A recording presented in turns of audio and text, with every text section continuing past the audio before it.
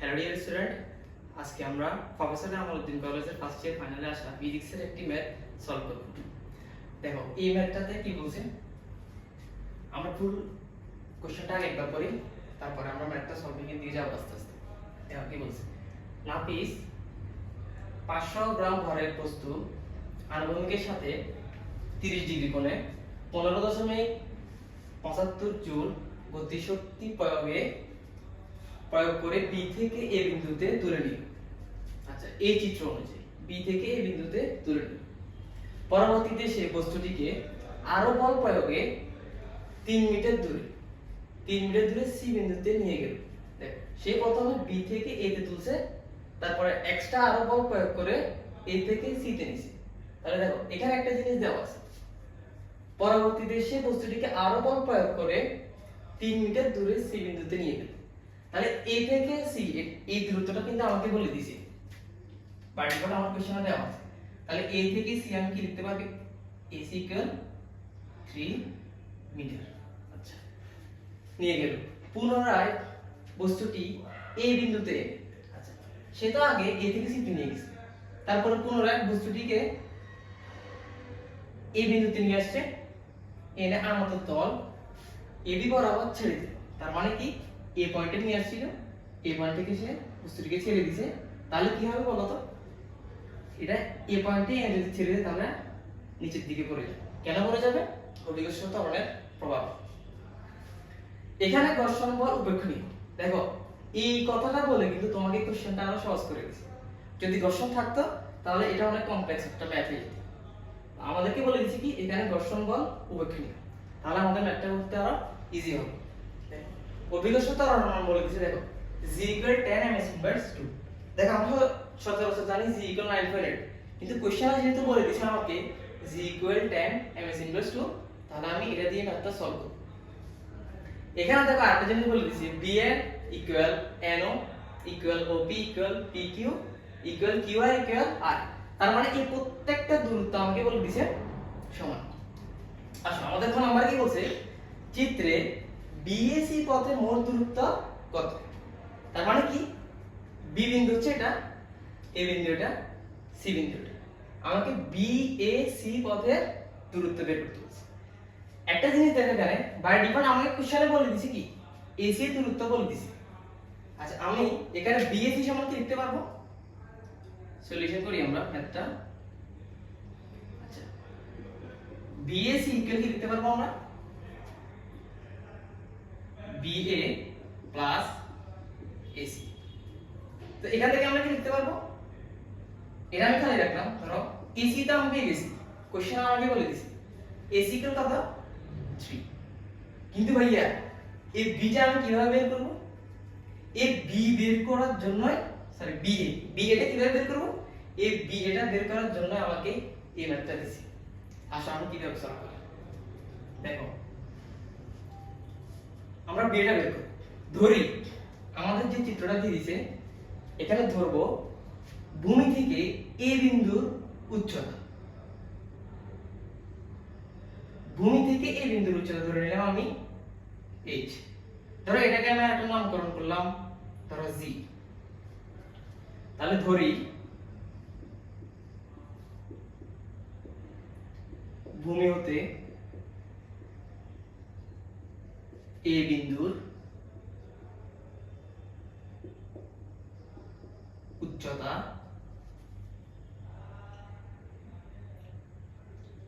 AG = h। আচ্ছা, আমরা এই h টা যদি বের করতে পারি, তখন আমরা sin সাগরের লবণ আছে sin θ সমান লম্ব বাই অতিভুজ দিয়ে এই কোশ্চেনটা আমরা সলভ করতে হবে।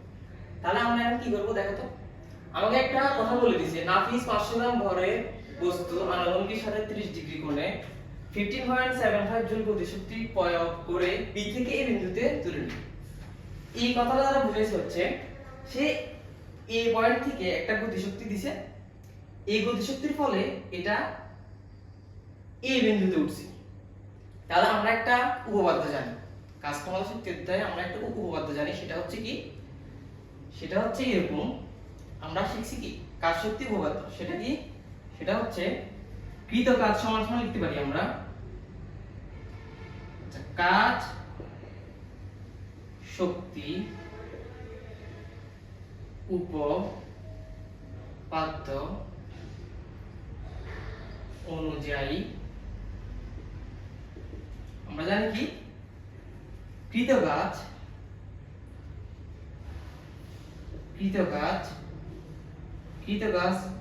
W ইকুয়াল হচ্ছে গতিশক্তির পরিবর্তন, গতিশক্তি পরিবর্তন, এটাকে আমরা কি লিখব ডেল ই। এতটুকু তো বুঝছো আসলে, এটা আমরা কাজ শক্তি উপপাদ্য অনুযায়ী লিখছি। দেখো তো বি থেকে এ তে উঠতে যদি আমরা কাজ বের করতে পারি তাহলে আমরা এস টা এখান থেকে ইজিলি বের করতে পারি। W ইকুয়াল mgh ওই সূত্রটা খাটাই। তাহলে এখন দেখো সে বি থেকে এই বিন্দুতে যে এই বস্তুটিকে নিচে তার শক্তি কত লাগছে, গতিশক্তি লাগছে কত 15.75 জুল। সে এই শক্তিটা বি পয়েন্টে দিয়েছে, বি পয়েন্টে এই শক্তিটা দিয়ে সে এই পয়েন্টে উঠেছে, তার মানে এই পয়েন্টে এসে গতিশক্তিটা দিয়েছে কত 15.75 জুল। এই পয়েন্টে এসে বস্তুটা থেমে গেছে, এই পয়েন্টে তার কোনো গতিশক্তি নাই। তাহলে আমরা কি লিখতে পারি কৃতকাজ W ইকুয়াল গতিশক্তি। দেখো গতিশক্তির পরিবর্তন কি, শেষ গতিশক্তি বিয়োগ আদি গতিশক্তি, তাহলে half m v square minus half m u square. দেখো এই পয়েন্টে কিন্তু তার কোনো গতিশক্তি নাই, তার গতিশক্তি ছিল কোথায় এখানে। তাহলে আমরা এটাকে মার্জ করে লিখতে পারি, তোমরা আসলে এই জায়গাটা দেখবে না, আমি আসলে এই যে এখানে একটু লিখি। W সমান কি লিখতে পারি আমি, গতিশক্তির পরিবর্তন half m v square minus half m u square. এখান থেকে আমি W সমান কি লিখতে পারি, গতিশক্তির পরিবর্তনটা হচ্ছে আসলে এই 15.75 জুল, 15.75 জুল। কারণ দেখো এই পয়েন্টে সে গতিশক্তিটা দিছে, যার ফলে সে এই পয়েন্টে উঠছে। তাহলে এই পয়েন্টে তার একটা গতিশক্তি আছে, এই পয়েন্টে তার গতিশক্তি নাই। তাহলে এটা হচ্ছে আদি গতিশক্তি, এই পয়েন্টে সেই গতিশক্তি। তাহলে গতিশক্তি পরিবর্তনটা কত, এখানে হচ্ছে 0, এখানে হচ্ছে 15.75। আলটিমেট আমরা পাই W ইকুয়াল গতিশক্তি পরিবর্তন কত 15.75। আচ্ছা আমরা কৃতকাজ W সমান আরেকটা সূত্র জানি, সেটা কি m g h। এখন h টা কি, b থেকে a এর দূরত্ব উচ্চতা, b থেকে a এর উচ্চতা, সেটাকে আমরা কত ধরছি h। সেই h টা হচ্ছে এই কাঙ্ক্ষিত h m। এর সমান আমরা লিখতে পারবো কত 15.75 জুল। তারপর এখান থেকে আমরা কি লিখতে পারি, দেখো তো h থেকে আমরা বের করতে পারি এখান থেকে 15.75 ডিভাইডেড হচ্ছে mg। তাহলে এটাকে যদি আমরা করি তাহলে কত আসে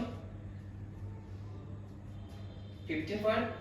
তাহলে 15.75 ডিভাইডেড m এর মান কত 500 গ্রাম। 500 গ্রাম কেজিতে নিয়ে গেলে কত হয় 0.5 কেজি ইনটু g এর মান আমাদেরকে কত বলে দিয়েছে, দেখো তো g equal 10 m inverse 2।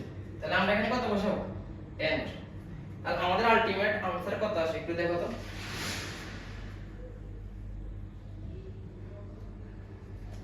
Mail এই লাইনটা উপরে লিখতেছি, h ইকুয়াল কত আসে দেখো তো, ক্যালকুলেশন করে h ইকুয়াল পাইছি 3.15 মিটার। তাহলে এই দিকে তাকাও, তাহলে h এর মান আমি কত পাইছি এখন 3.15 মিটার। এবার আমরা কি b এর দূরত্বটা বের করতে পারবো না, কারণ আমাদের কাছে একটা কোণ আছে। তাহলে আমরা যদি sin θ এর সূত্র অ্যাপ্লাই করি, sin θ ইকুয়াল লম্ব বাই সাগরের লবণ আছে, লম্ব বাই অতিভুজ। তাহলে এটা যদি আমরা এখানে অ্যাপ্লাই করি তাহলে কি আসে দেখো তো,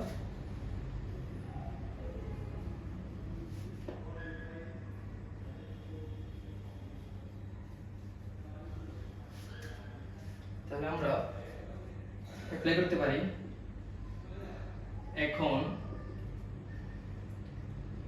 sin 30 ডিগ্রি ইকুয়াল কি লিখতে পারি, সাগরে লবণ আছে, এই দূরত্বকে ধরলাম আমরা AG, আর এটাকে ধরলাম কত, আমাদের কোশ্চেন দেওয়া ছিল BA। তো আমি BA সমান কি লিখতে পারি, BA ইকুয়াল AG কে আমি কি ধরছিলাম H ডিভাইডেড sin 30 তো এখান থেকে আমি H কত পাইছি, সেটা হচ্ছে 3.15 মিটার, 3.15 মিটার, আর আমাদের এটা হচ্ছে sin 30। এই মানটা ক্যালকুলেটরে বসালে কত আসলে, কত ক্যালকুলেশন করার পরে এই পি এর দূরত্বটা আসছে 6.3 মিটার। তো দেখো আমরা বি এর দূরত্বটা পাই গেছি, আমাদেরকে কি বলছে, চিত্রে বিএসি পথের দূরত্ব কত। সুতরাং আমরা বলতে পারবো বিএসি সমান সমান লিখতে পারবো কি, বিএ প্লাস এসি।